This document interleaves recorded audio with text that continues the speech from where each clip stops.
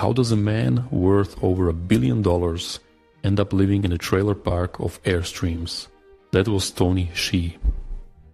He wasn't chasing mansions, yachts, or the billionaire cliches. After selling Zappos to Amazon for $1.2 billion, he built something far stranger, a tiny village of silver trailers, parked close together like a child's experiment in community. He wanted to strip away walls, strip away distance, force connection. Neighbors brushing shoulders, bumping into each other, living inside a carefully curated version of intimacy.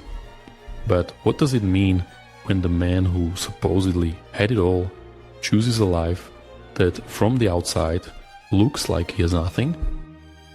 $350 million.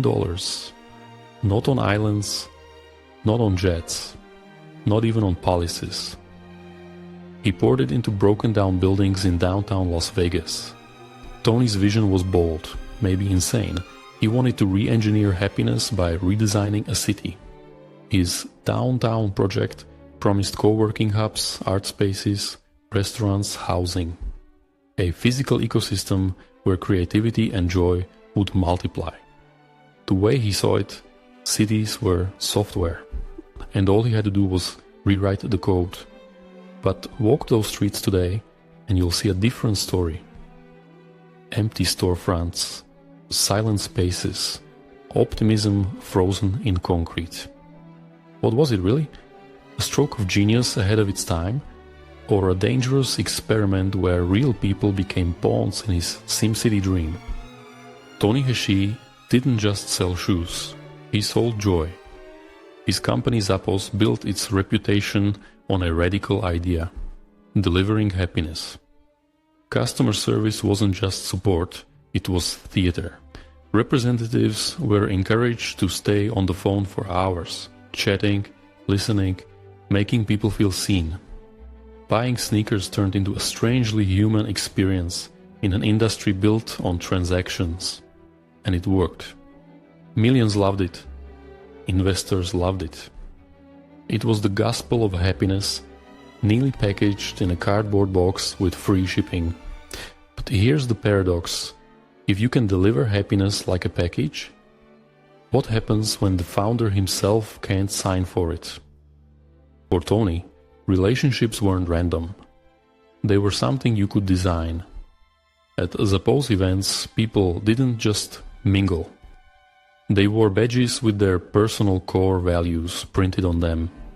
Imagine walking into a party where, instead of small talk, someone stares at your chest and sees authenticity, adventure, compassion. It was networking engineered to feel intimate, like Tony had hacked human interaction into a system. But when intimacy is scripted, when joy comes with a name tag, is it still real? Here's something people noticed about Tony. He rarely talked about himself. In conversations, he preferred to let others fill the silence. He studied people like a scientist, watching happiness under a microscope.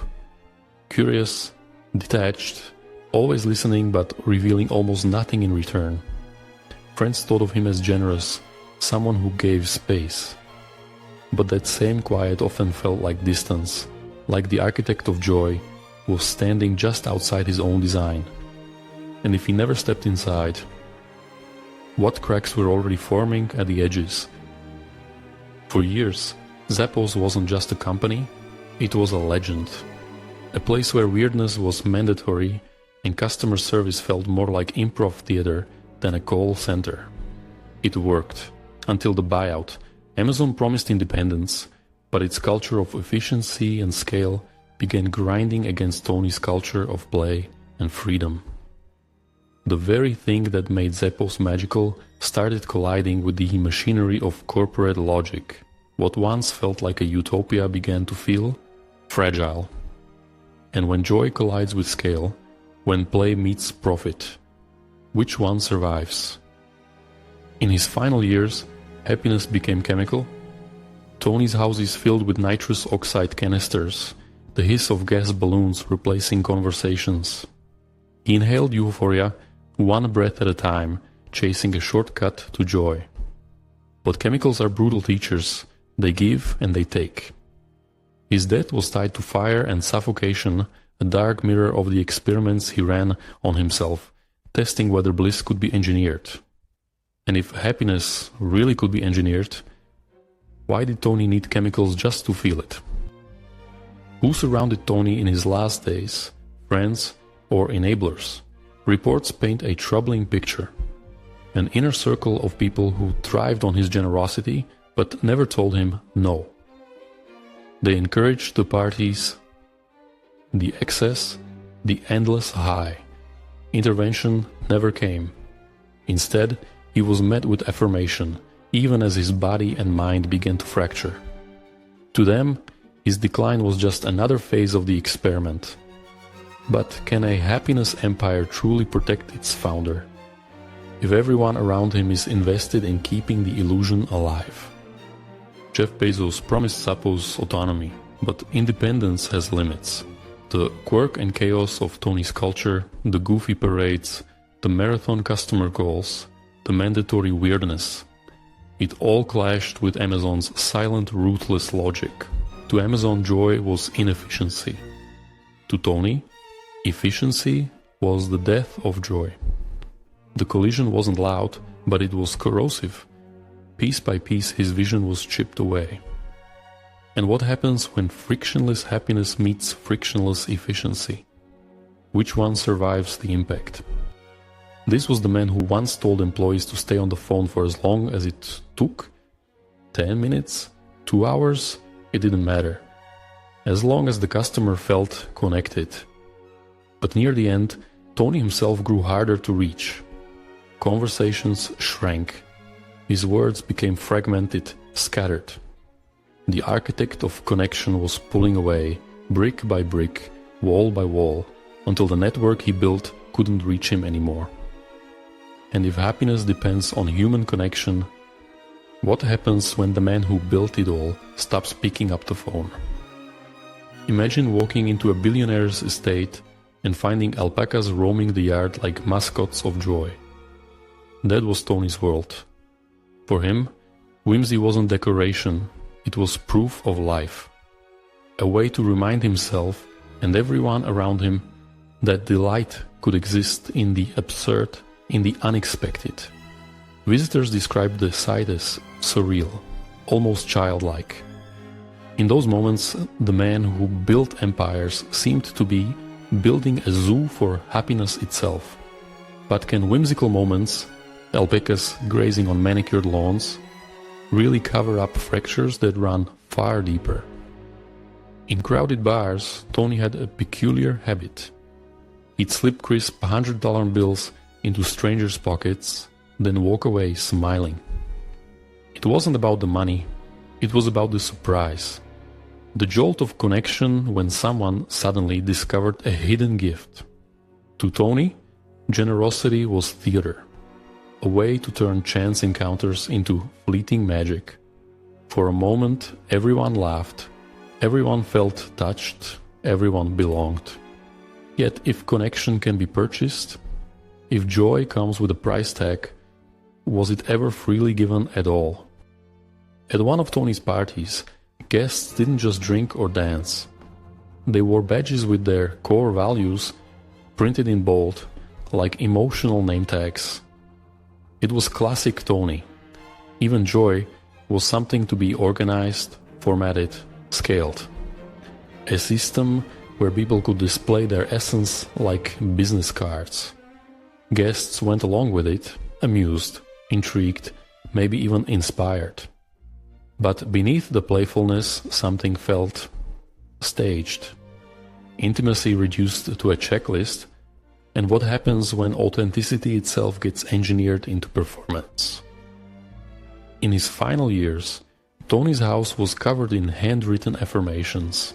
Every wall, every corner, dotted with sticky notes. Tiny commands to feel joy, reminders to be present, to be grateful.